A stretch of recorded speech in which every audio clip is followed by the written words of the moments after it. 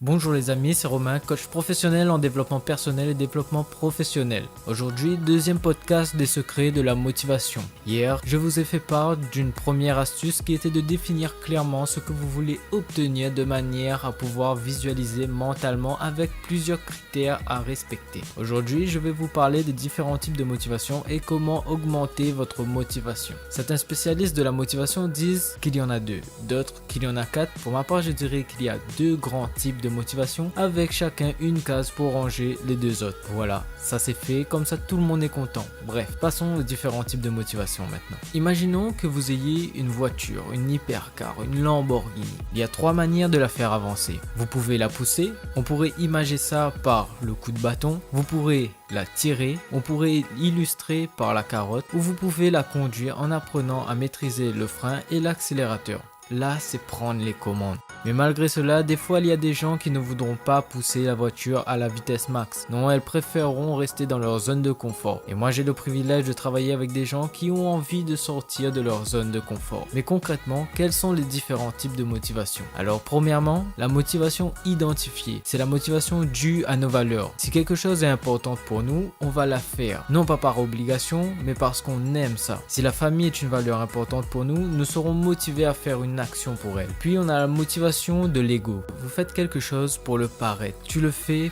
pour faire plaisir.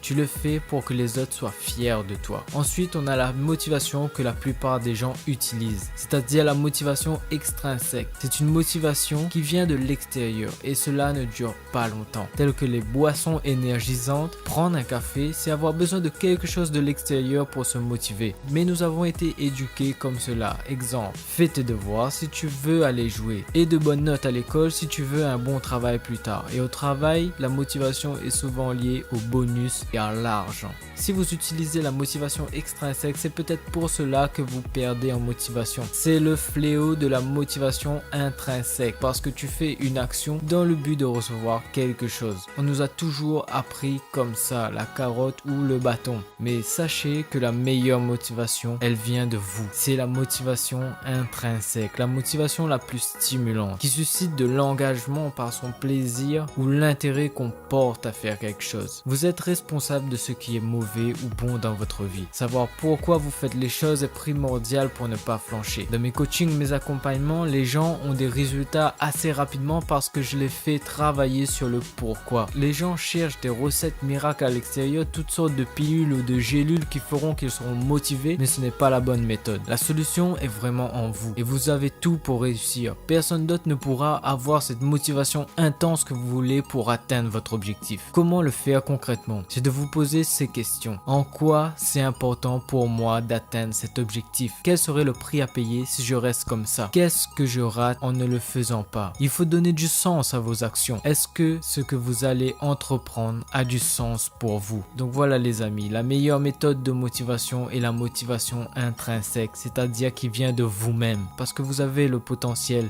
et le talent pour y arriver. Dans le prochain podcast, nous aborderons l'importance de prendre du recul pour rester motivé. Alors ne soyez pas en retard pour le rendez-vous. Si vous manquez de motivation en ce moment, sachez qu'il y a des professionnels formés pour vous aider. Si vous avez des questions concernant le podcast, n'hésitez pas à les mettre en commentaire. Si vous pensez que ces informations pourraient être utiles à d'autres personnes, n'hésitez pas à les partager. Pour ma part, je vous dis bye bye, à bientôt et surtout portez-vous bien. C'était Romain pour les podcasts d'Aleph Proactive Coaching.